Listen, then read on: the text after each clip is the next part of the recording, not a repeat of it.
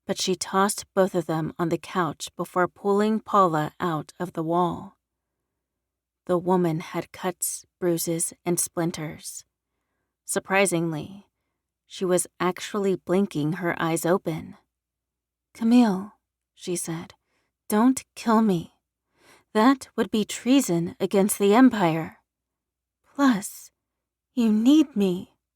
Camille bit her lip.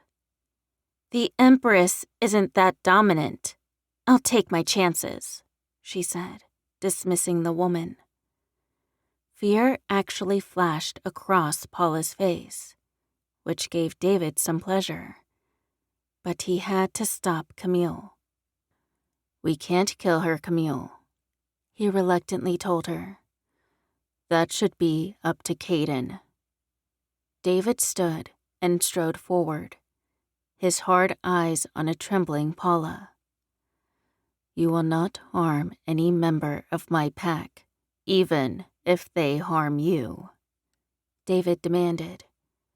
"You will agree for us to inject you with wolfsbane and give you 50 lashes for undermining Kaden's authority," Camille said. Paula blanched because 50 lashes from an angry alpha would probably kill her.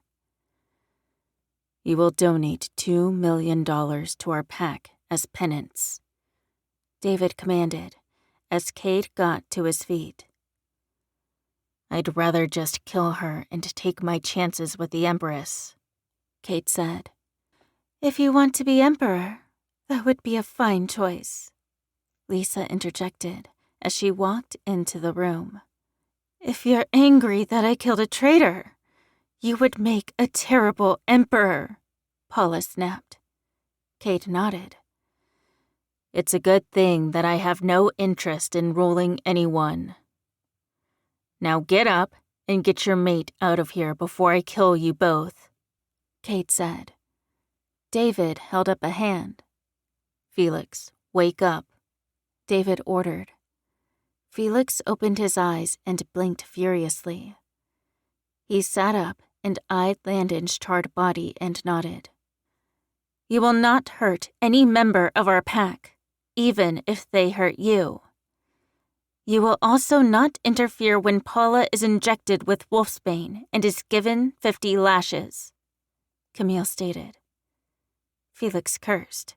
"He was a traitor," he cried. "He was our traitor to deal with," Cade shouted.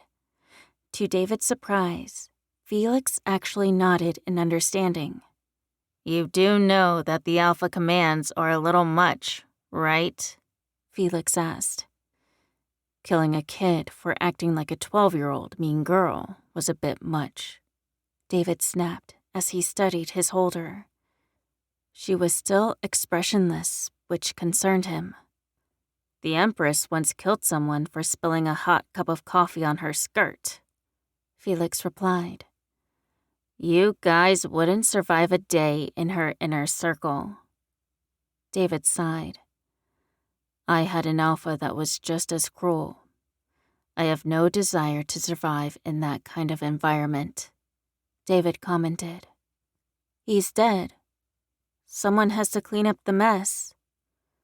"I'm taking my holder on a trip," Camille said, her voice flat. She grabbed one of the helmets and handed it to David, who put it on without question. She then put on her own helmet and gestured for him to follow her out of the room. Chapter 21. Process. The tearing in my gut happened 20 minutes after I slammed my bedroom door shut. I was so angry that Mom oscillated between scolding me for being turned to trying to jump her holder's bones. She was the biggest hypocrite on the planet, and I couldn't stand it. Instead of voicing my opinion, I had decided to hide in my room. I had taken a 2-minute shower before changing into a pair of yoga pants and a t-shirt. I tossed myself across my made bed and could smell Kaden's scent on the sheets. My nose was sniffing the sheets when the soul-deep, wrenching pain came. I let out a startled scream and curled up in a ball. The pain lasted for 30 seconds, and then it was gone. A sense of doom filled me, like something horrifying was about to crash into my world. Summer, what's wrong? Pete demanded, his hand resting on my forehead. I'm not sure what it was. Perhaps it was the fact that he had checked on me despite our tense moments. Maybe it was how Dad was willing to charter a private jet when I needed it. But I tossed myself into his arms and began weeping. He held me close as my body shook with sobs. His arms were a bit too tight, but I didn't want to tell him. I loved Pete and was so grateful for everything he did. Summer? A female voice called. It was Jeannie, her voice filled with worry. She must have heard my sobs because she was suddenly sitting on the bed. Young lady, I told you that Summer isn't allowed to have visitors right now. She's grounded. Mom sternly said as she stood in the doorway. I slowly pulled away from Dad, my wolf tempted to come out to show this woman who was more dominant. But I reined it in. You tried to block one of the people I'm responsible for from seeing me? I slowly demanded. Mom snorted. Responsible for? Summer, you're being a bit dramatic. It isn't like you feed and clothe her. Mom argued. Sorry for intruding. Summer, Kaden needs you, Jeannie said, her eyes filled with sadness. If he needs her, he can just come over for dinner, Mom insisted. Then again, if your friends won't respect boundaries, you may lose the privilege to see Cade. I reached my limit. I stood and grabbed a duffel bag out of my closet and began packing. Summer, what are you doing? My father slowly asked. I'm leaving. I can't do this, Dad. I can't be away from my holder when he needs me. I can't have my packmates be mistreated when there is an emergency. I can't. Emergency? What kind of emergency does a 17-year-old girl need to deal with? Mom said in a condescending tone. Landon was murdered by Paula. Once Kaden and Summer notify Landon's parents, we have to make funeral arrangements. Jeannie shyly explained. My hands halted for just a moment as a sense of guilt rushed into me. I should have been there, I softly said. I dropped my bag and spun to face my meddling mother. See? I should have been there. I knew that something was up with Paula, and I decided to play nice with you. Had I been there, I could have protected Landon. But he's gone because I didn't take my responsibility seriously, I shouted. Come on, Jeannie said as she wrapped an arm around me. Let's get your shoes on. We'll sort everything out. I'll drive you girls over, Pete offered. Let me grab my keys. He left the room, but my mother stood there, her expression stony. I ignored her and allowed Jeannie to help me into my ankle boots. Jeannie slung my bag over her shoulder, and we made our way out of the room and down the stairs. I didn't care that Mom followed us out into the sunset. I didn't even protest when she rode to the pack house with us. I raced into Cade's room, my bag over my shoulder. I could sense him there, pacing. I tossed the bag onto the floor. Then I tossed myself at Cade, who caught me around the waist. He sat on the bed and arranged me on his lap.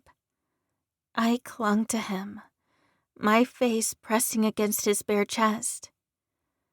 I didn't think that you could come back here tonight, Kate said. He was going to be angry that I wasn't playing by the rules. But it didn't matter. I brushed a tender kiss on his skin. You are the most important thing to me, Kaden. Jeannie told me what happened. I felt something horrible, but didn't know what it was until Jeannie told me, I said. I'm so sorry. Why? Because I was so trusting? You know, it took David all of 2 seconds to command the betas not to harm a single member of our pack, even if we harmed them. I had no idea that Paula was a loose cannon. I assumed that she was here for training purposes only. I didn't think that she would actually hurt anyone. I'm an alpha. I should be able to keep people safe, Kaden rambled. I lifted my face from his chest and glanced into his sorrowful eyes. The blame isn't just on you, Cade. I should have been there too, and I'm sorry. Why did they kill him? I asked. Cade rubbed his face before telling me the story. Seriously? Now I'm torn between being angry with Landon and being upset that he died. And we can command for someone not to follow their holder into death? That sounds cruel, I said, knowing that there wouldn't be a world without Kaden. It does, Kaden agreed. We have a lot of work to do. We have to tell the police what happened. Instead of telling Landon's parents that he was a shifter who got murdered, we can probably use one of the motorcycles that the Foxes left behind and stage a crash. Kate grumbled. You mean the ones that the Foxes drove?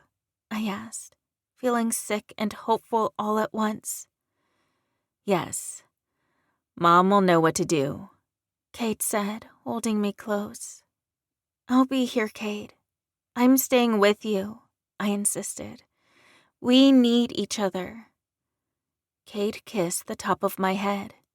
That will only make things with your parents worse, baby, he warned. I know, but they will understand, I lied. I was sure that Dad would understand just fine. It was Mom and her annoying ways that would be the real challenge. Kaden, Officer Grant is here, Greg said. I got off Kate's lap and made my way over to the former alpha. He pulled me into a warm embrace that made pesky tears appear. Everything will be okay, sweetheart, he told me before pulling away. How are Clara and Rachel? I asked, sympathy filling me. They are at the Andersons' place. They will be okay in time, Greg assured me. I doubted that anyone could survive the death of their holder, but I didn't express my opinion. We just have the policemen to deal with. I held Kate's hand as Lisa used her powers to keep Landon on one of the black scratched-up motorcycles that were stored in Kaden's garage. Paula, who was cooperating thanks to an alpha command from Cade, started the bike with her powers, and the pair drove the bike down the street. Cade and I followed as the speed of the bike increased. Luckily, it was full-on dark, and Cade had dressed Landon in a long-sleeved jacket and a fresh pair of jeans and shoes. Most of the damage had been done to Landon's torso. Landon's bike suddenly spun out of control and flipped over. Landon flew in the air and crashed into a power line which electrocuted him. The staged crash would hopefully be accepted if it wasn't thoroughly looked into. By the time we made it to the pack house, it was crowded with pack members. Larry and Roxanne were working on what looked like a giant pot of chili. Jeannie and Blake were at the kitchen table with Blake's parents. I didn't have the stomach to talk to any of them. but knew that they needed me. "Hi, guys," I greeted as Cade squeezed my hand. "Hey, Alpha," Blake said before getting to his feet. He walked over to us and shot us a slight smile. "Hey," I said, frowning when Jeannie shot Blake a supportive look. "I respectfully resign as beta, Cade. We both know that David and Camille are more powerful than I am. Once the lovebirds return from their trip, I'll start David's training," Blake explained. Cade nodded. "It doesn't bother you?" I asked, concerned. Blake laughed. "Hell no. I'm relieved. This means that I can spend more time wooing Jeannie," he said as the doorbell rang. "It's open," Blake called. Moments later, Jeannie's mother walked in, an angry expression on her face. She charged Blake like a madwoman and tried to swing at him. Thankfully, my father ran into the kitchen and grabbed her around the waist. "What did you do to my baby?" Patricia cried. "What did you do to my baby girl?" "Nothing," Blake said, his hands raised in the air in a placating gesture. "You knocked up my baby. I failed," Patricia cried. I glanced at Jeannie, who paled. It was obvious that she hadn't told Blake yet. His eyes were as huge as the tires on an 18-wheeler. "You looked in my trash can?" Jeannie squeaked. "This is not the time for this," Cade said, his tone icy. "Patricia, can you yell tomorrow? A friend of ours just died, and none of us can handle the drama." Patricia's response was to slap Cade across the face. It was like I lost all sense. I guess holding my wolf back had become too much. That woman thought to hurt Kaden, the man that completed me. I suddenly lowered to the ground, a growl building in my throat. Patricia screamed at the side of me. The racket was so unnecessary. Would this woman please shut up? "Hey, pretty girl," a soft voice crooned. I turned to face Cade, who smiled down at me. "Don't attack Patricia." I whined and wagged my tail, excited to see the holder that fate had given me. He held out his hand, and I licked it. "Oh, joy," Paula sarcastically said. "A turning based on anger. I wonder how long it will take for Summer to turn back." I ignored the foul woman and followed Cade as he led me out of the room and up the stairs, my nails clicking on the hard wood. We entered his room, and I curled up on the floor in front of his bed. Cade rested beside me and began digging his fingers into my fur. It felt so good that a rumble came out of me. Cade laughed. "Well, that's one way to tell Patricia what Jeannie is," he joked. "I'm not sure how I'm going to fix this mess." "Try going downstairs to speak to the crazed woman," my mother suggested. "I'll watch over Summer." Cade sighed and reluctantly got to his feet. He walked out of the room, and Mom sat on the bed and sighed. "Summer, what kind of mess did you get yourself into? This world of yours is crazy. But for the record, you can't move in with Kaden. You're too young. But I understand why he needs you right now." I didn't bother trying to speak, since I couldn't. "You have your life ahead of you, baby. I want more for you than being trapped in this town. I love you. I just don't want you to end up like your friend." After she said those words, Mom stopped speaking. I guessed it wasn't easy for her to hold up a one-sided conversation. Chapter 22. Pack Life. Kate reluctantly left Wanda alone with Summer as he slowly walked down the stairs, not in a hurry to join the train wreck. He entered the kitchen, where Patricia was holding on to the arm of a seated Jeannie. "You have to get out of here, Jeannie. That woman just turned into a freaking wolf. She almost ate me. You need to leave with me," Patricia pleaded. Pete looked at a loss for words. "Patricia, calm down," Kate said, which was obviously the wrong thing to say, because the woman released Jeannie and pointed at the ceiling. "Calm down? The teenager upstairs just turned into a wolf and almost mauled me to death," she cried. Cade pressed his hand to his forehead. "Listen, Patricia. This seriously isn't necessary. Summer was never going to hurt you," Kate said. "My cousin is a reporter. I'll go to her. I'll tell her what happened.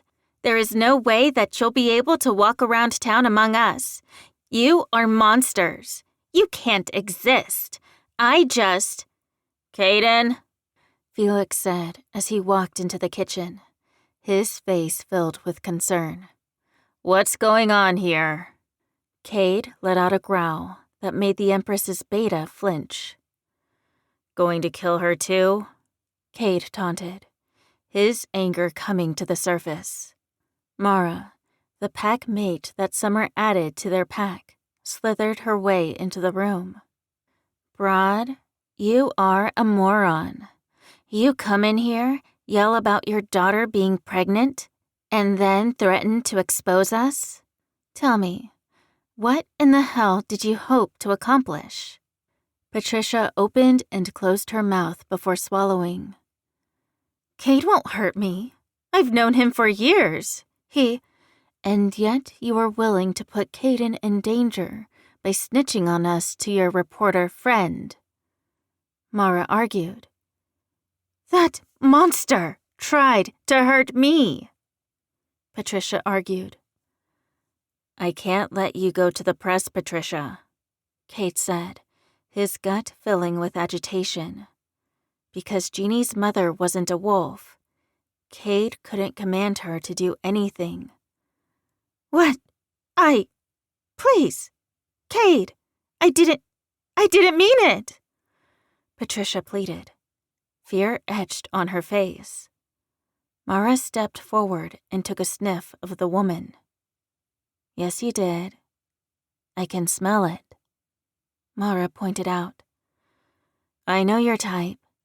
You'll pretend to be innocent, then run off and tell your reporter friend."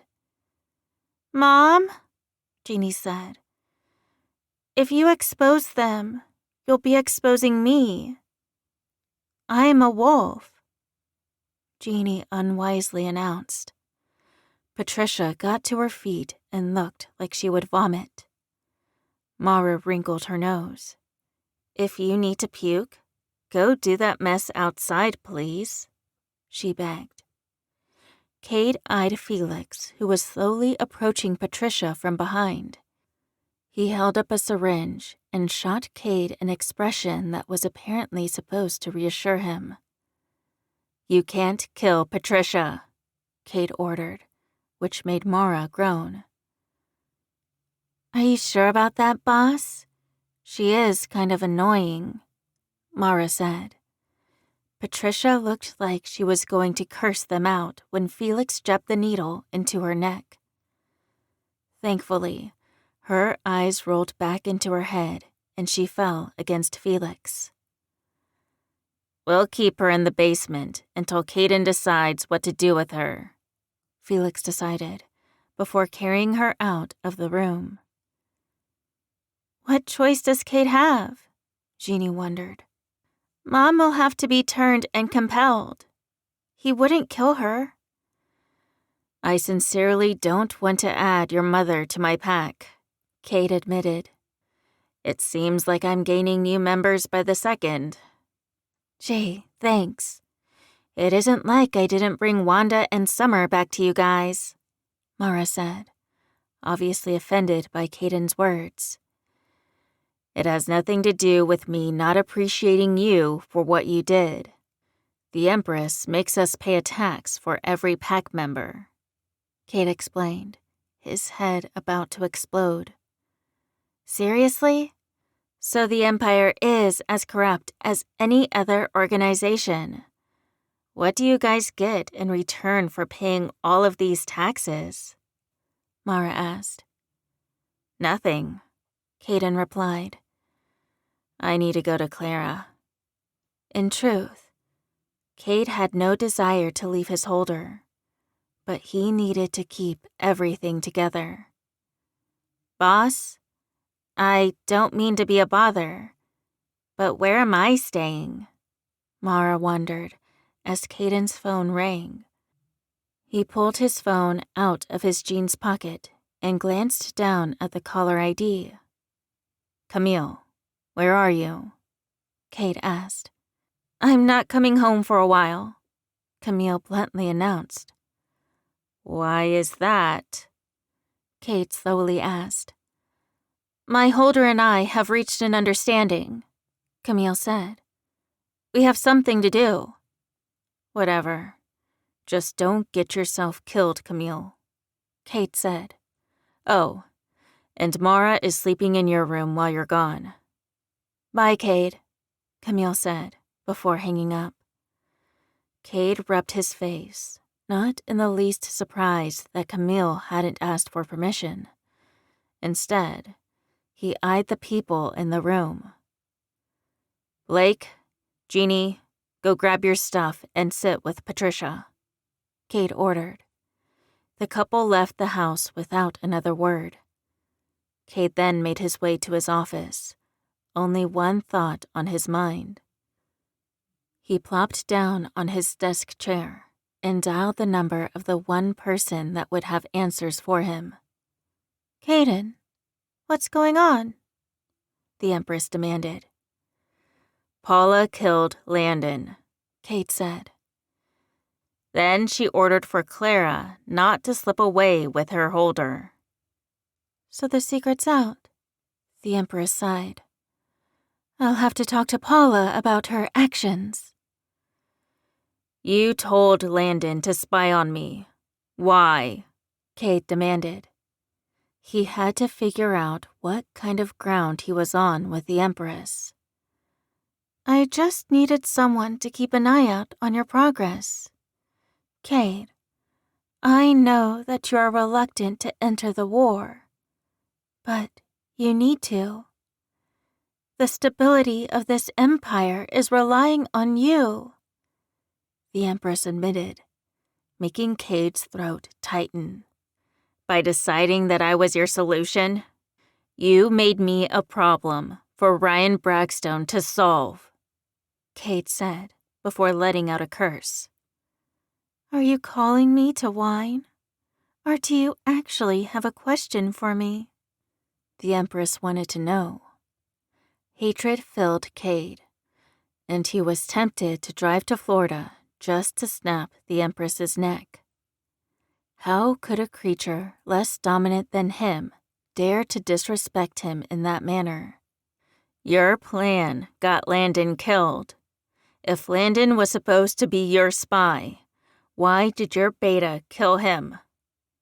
There was silence for a moment before the Empress sighed.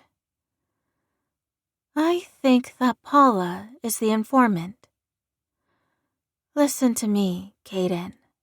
Be careful around her. Watch her every move. Once you discover the link that she has to Ryan Braxton, let me know. I'll tell you how to proceed, she said.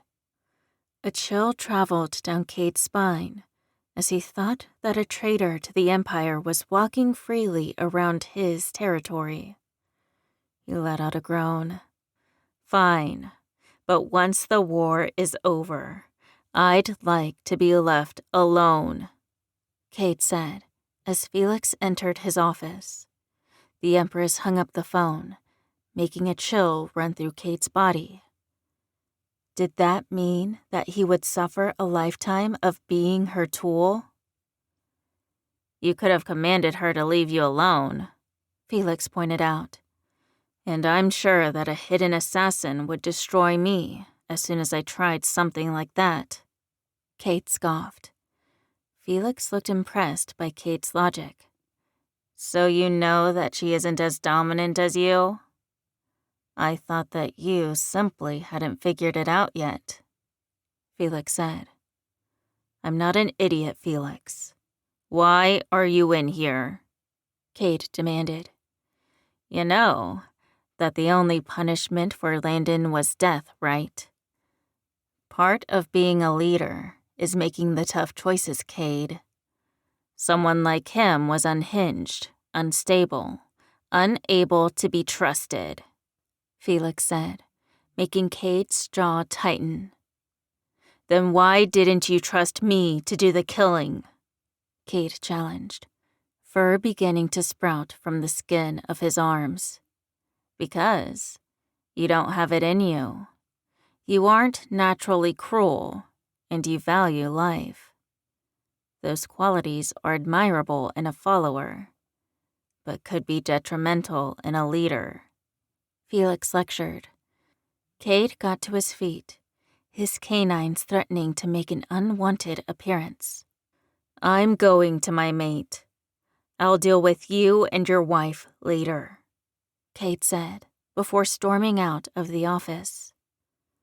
As soon as the dork who was bonded to the psychopath left Cade's office, Mara walked out of the closet.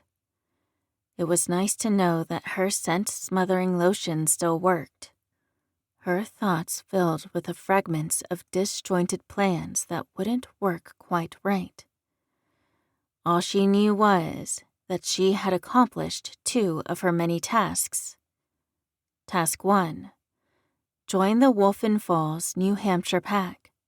She regretfully couldn't change the name of the pack, but beggars couldn't be choosers.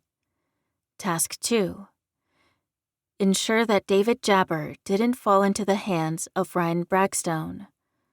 Well, okay, that goal was possibly accomplished, since Mara had no clue where the wolf was. He had taken off before she could ascertain his destination. Goal number 3 was going to be a hell of a goal to accomplish, since it was like performing the Nutcracker in quicksand. She had to ensure that Kaden Drake was crowned as Emperor of the Wolfen Empire. No, scratch that. She needed to have him become the Emperor of all known shifters. How in the hell was she going to do that? The stubborn wolf would be much happier in the country, singing campfire songs while eating s'mores. But her client was highly ambitious and did pay handsomely. What are you doing in here? Jolene asked as she entered Caden's office. Her eyes were red-rimmed and her face was splotchy from crying. Why are you here? Mara gently asked. To see Kaden. I know Landon's parents. They will be devastated and... You didn't answer my question, Jolene accused. I'm here to talk a plan over with Cade, Mara replied. What kind of plan? Jolene asked. I figured that the pack should cook a few dishes and bring them over to Clara's house, Mara said as Lisa entered the room. What a fine idea, Mara. Why don't we make a shopping list? Lisa said. Mara wanted to eliminate Paula, who was most certainly a threat to Kaden Drake. But that witch's reckoning day could come later. She supposed that she had to follow through with the lie that she told. She followed her 2 packmates out of the office and into the kitchen. Lisa grabbed a notepad and pen from a drawer and joined the women at the table. Mara bit her tongue and got to work.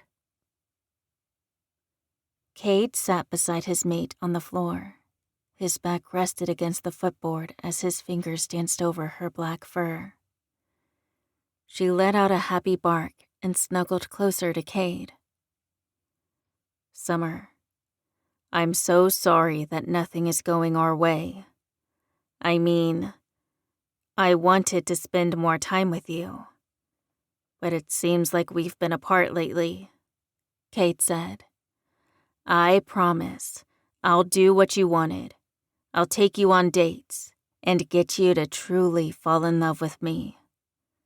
Now that your mother is safe and Soul is making progress with returning Cheyenne, we should be able to breathe a little easier.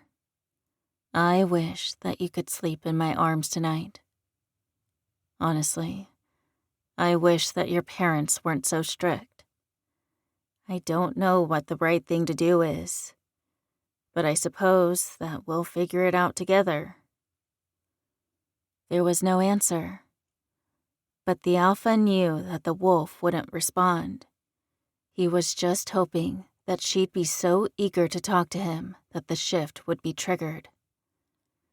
It was a long shot, since anger oftentimes trapped a new wolf in animal form. He wished that they had a fully formed bond. Then they could mentally communicate. But he knew that Summer wasn't ready to make that kind of commitment. If Cade was being honest with himself, he didn't think he was either. Chapter 23. What if? Wow, you're buck naked, Jolene squealed, right before a blanket slammed into my stomach. I slowly opened my gritty eyes to discover that I was sprawled out on Caden's hardwood floor in my birthday suit. Jolene stood beside me, clad in a pair of shorts and a t-shirt. I sat up and wrapped the blanket around me. "What time is it?" I grumbled. "You mean, what day is it, right?" Jolene asked. "Because you were a wolf forever." "It's Sunday morning. It was my turn to sit with you, since Kate is visiting with Tim and Rachel. I was going to try to convince you to shift back, but it looks like you finally decided to shift back," Jolene said. "Shower and dress. Some of the girls in the pack are visiting with Clara." "Are you going?" I groggily asked. Jolene rapidly shook her head. "No. I don't think that it's best that Clara and I be in the same room right now. After all, I got in the way of her being with her soulmate," Jolene said as she plopped down on the bed. I got to my feet and sluggishly approached the duffel bag in the corner. After fishing out some clothes and my toiletry bag, I went into the bathroom and rushed through a shower. One of these days, I'd lazily soak in a luxurious bathtub. But on that particular day, I settled for combing through my wet locks and putting them in a ponytail after changing into a black, long-sleeved shirt and leggings. Every bone ached when I rejoined Jolene in Cade's bedroom. "Jolene, you didn't know that Landon and Clara were soulmates," I reasoned as I sat beside my packmate and best friend. She shook her head. "I knew that they had a special bond. I just thought that Landon and I had something too. And when I saw that, I went for it, consequences be damned. And look what happened. Landon was confused enough to send me those emails. And because I felt so guilty, I forwarded them to Clara. Had I known the outcome, I don't think that I would have made the same choice," Jolene softly said, her dark eyes focused on her lap. I was ill-equipped to comfort Jolene, but I suppose that this kind of uncomfortable duty came with the territory of being a leader. Jolene, should you have sent those emails to Clara? Probably not. But Landon made his own choices. He didn't have to use Benny the Bookie's men to get back at you. He could have used the situation to make things right with Clara. In any case, I understand why you aren't comfortable visiting Clara. But as an alpha, I have to remind you that it isn't all about you.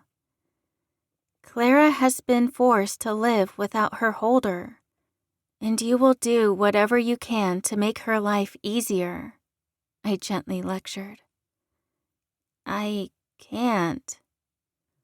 Tears began flowing down Jolene's cheeks, her anguish making my chest tighten.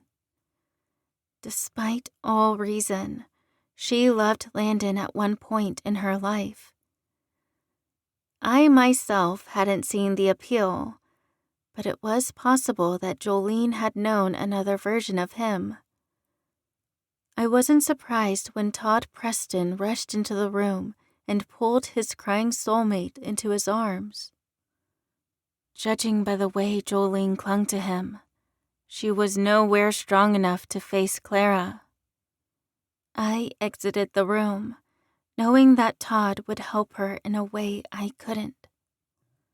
Those two were fully bonded, which meant that they had access to each other's thoughts and emotions. If I were being honest with myself, I was glad to be passing this chore on to Todd.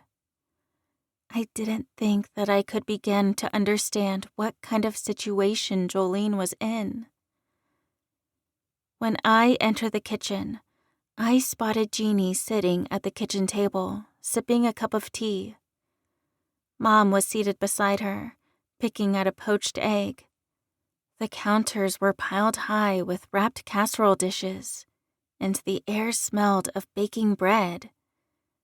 "You shifted back," my mother said, relief in her voice. "Just in time to visit with Clara. Have any of you spoken to her?"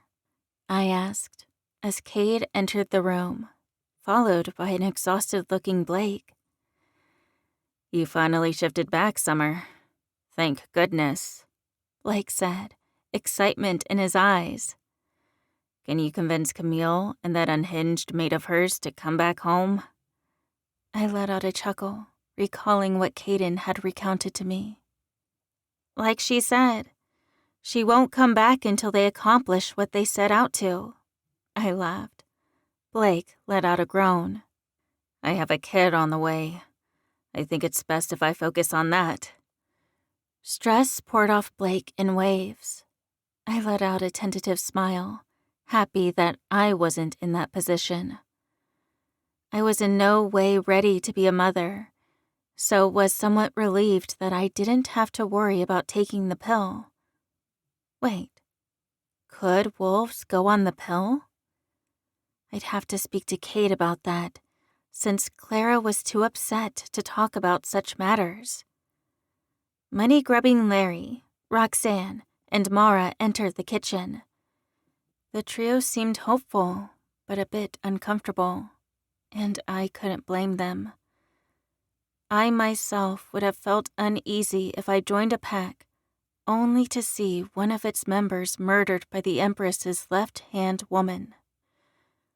Something didn't add up about Paula's actions.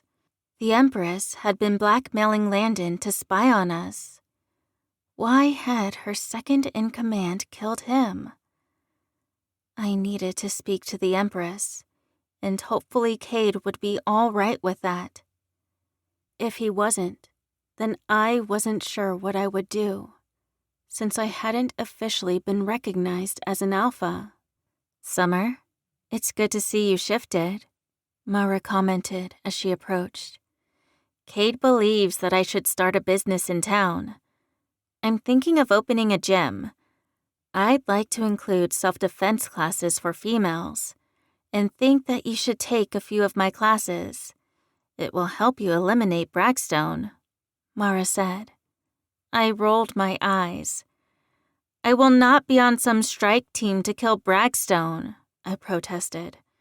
I don't care what the Empress wants. Mara shook her head.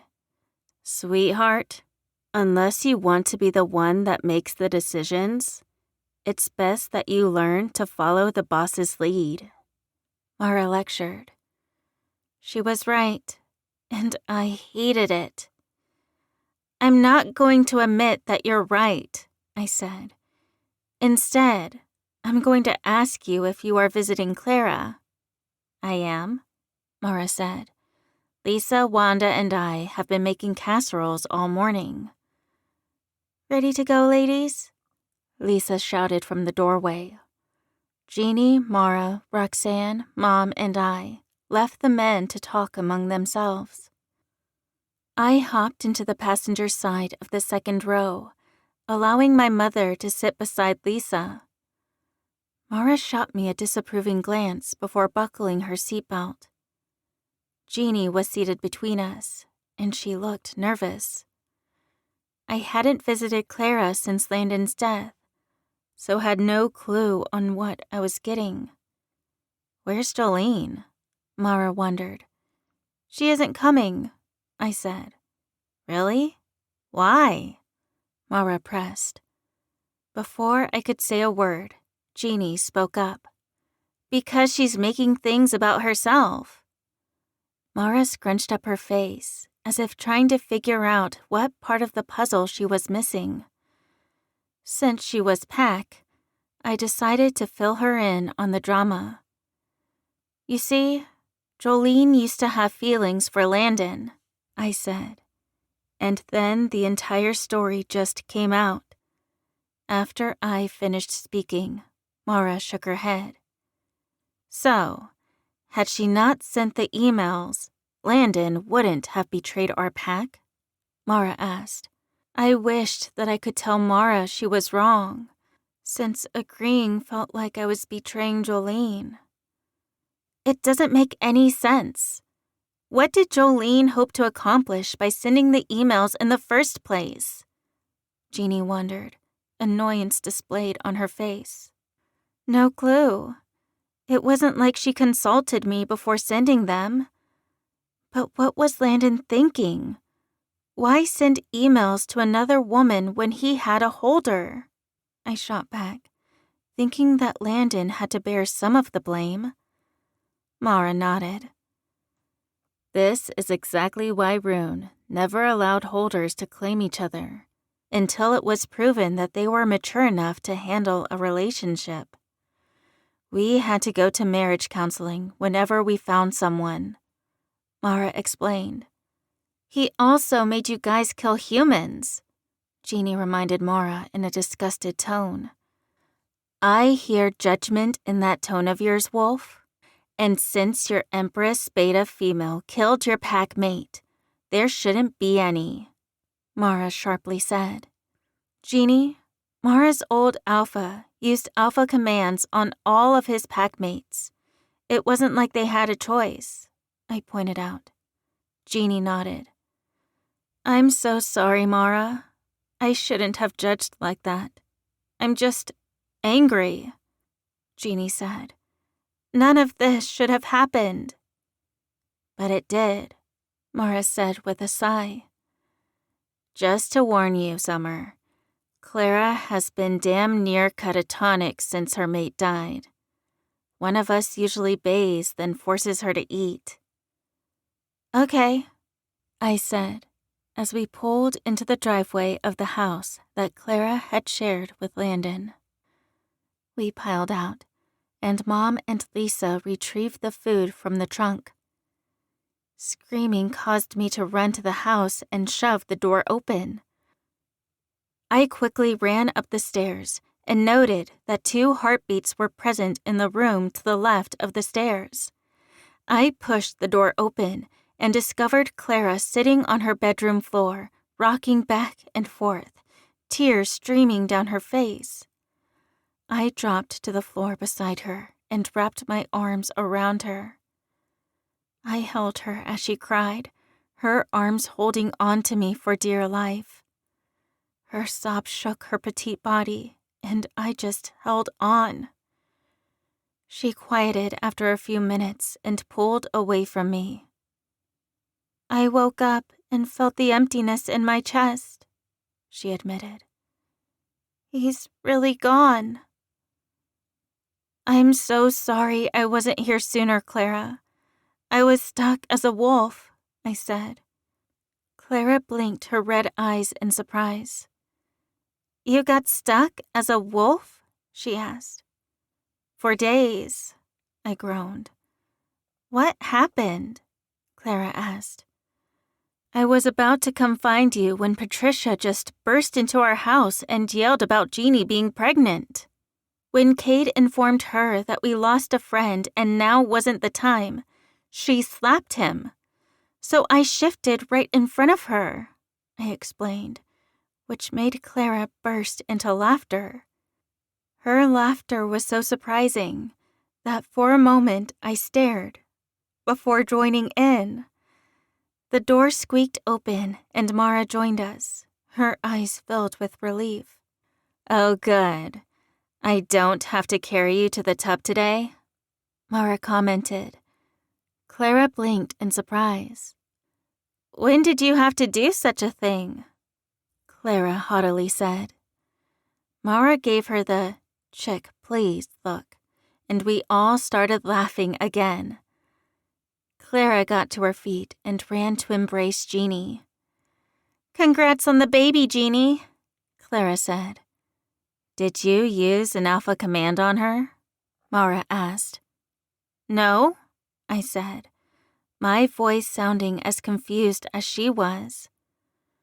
Mara nodded and helped me to my feet. I suppose the thing I needed to do was go with it. At least Clara was on her feet and talking. Eventually, I'd recommend for her to see a grief counselor. But for now, I'd roll with it. Chapter 24. About Us. I walked into the pack house a couple of hours later, feeling broken-hearted and determined. Lisa, Mara, Jeannie, Roxanne, and I hardly spoke on the drive home. I kept on thinking, what if that had been Cade? What if I lost my reason for breathing and the guy had no idea how much I cared about him? His words traveled back to me as I headed for the stairs. I promise I'll do what you wanted. I'll take you on dates, get you to truly fall in love with me. What did he mean? Did Cade not know how consumed by him I was? For goodness sake, I had been willing to defy my parents just to be by his side. I sensed Cade in his room, which was a relief. It appeared that he was alone. I took the steps 2 at a time and entered the bedroom. He turned to face me, his t-shirt in his hand. It was obvious by the damp hair that clung to his forehead that he had just taken a shower. My heart raced as I walked over to Cade and gently caressed his chest with one fingertip. The longing for him to be completely mine roared inside me, and all I wanted to do was complete the bond. But I needed to convey something to Cade. It's not just a bond pulling me to you, I softly said before pressing a kiss to his heart. We both know that it's deeper than that. Landon had a bond with Clara, and he pursued Jolene. He wasn't truly happy with her. But I want no one else. I leaned into Cade and pressed another kiss to his bare shoulder. I love you, Cade, and don't you ever doubt that. I looked up at Cade, whose eyes were filled with fondness for me. I love you too, Summer, he said, before kissing my nose. Now, Let me get dressed. I giggled and shoved him, and he fell to the bed, a smirk on his face. I stripped out of my shirt, tossing it behind me as I straddled his hips. My lips met his in a deep kiss. It was like my entire body was one giant nerve, the sensations I felt overwhelming. His tongue slid into my mouth, and sparks felt like they were about to make me explode from the inside out. Cade's hands traveled up and down my sides as our mouth began to move together. Cade suddenly changed our position so that I was lying flat on my back and he was looming over me. His lips detached from mine and traveled up and down the side of my neck. My hands fell into his hair as his teeth nipped at my pulse point. He chuckled when I gasped and decided to kiss more of my skin. Our mouths met again, this kiss more tender than the desperate one we shared. I was highly disappointed when Cade ended the kiss, then flopped onto the bed on his back. He took my hand and gently kissed my palm as we lay there side by side. Neither of us said a word. The silence was comforting, sweet, and pleasurable. My eyes slowly closed, and I fell into a contented sleep. I woke up tucked in Caden's arms, feeling safe. I sighed before kissing Cade's bare chest. He chuckled as he caressed my back. "How long have we been asleep?" I wondered. "A couple of hours," Cade replied, before stretching his arms over his head. "Landon's memorial service is tomorrow," I noted, feeling dread fill me. His parents opted to have Landon cremated and decided to have a memorial service for him at school. The principal complied, deciding that from 10 to 12, the student body would attend an assembly created in his honor. I didn't look forward to going to school and hearing all of the gossip about Landon's motorcycle accident. But some things had to be done. "It will all be okay," Kate said as his phone rang, vibrating on the nightstand. That reminded me. I desperately needed to replace my phone. Kaden reached over and snatched it up. He answered the call and placed it on speakerphone. "Kaden Drake," a man with a southern accent drawled. "How are you today?" "Who is this?" Kaden demanded. "Your friend, Ryan Bragstone. I was hoping that we could talk about something." "What do you want?" Kate demanded. "Your help," Ryan replied. "With what?" Kate snarled. "With killing someone." "Oh, for goodness sake, we aren't killing the empress for you," I snapped. Ryan chuckled. "I don't want her dead. Yet. I want her empire to fall apart, piece by piece," he threatened. "Who do you want us to kill?" Kaden asked, his face twisted in anger. "Madeline. I never loved my holder, and never wanted to bond with her. The Empress injected me with wolfsbane and forced me to bond with her. I am no longer willing to maintain that bond, but I can't kill her, because she also commanded me never to kill her. You both are strong enough for the job," Ryan said. "And what do I get out of this?" Kaden demanded. "I'll stop claiming territories," Ryan revealed. "If you kill Madeline, I will overthrow the Empress with the troops I have. Your territory will be safe. When I become Emperor, I'll allow for you to be a true alpha. You will never have to bow down to anyone again." The end. This has been The Shifter Conqueror, a YA shifter romance. The Holder Series Book 2. Written by Debbie Civil. Narrated by Lauren Rodriguez. Copyright 2021 by Debbie Civil. Production copyright by Debbie Civil.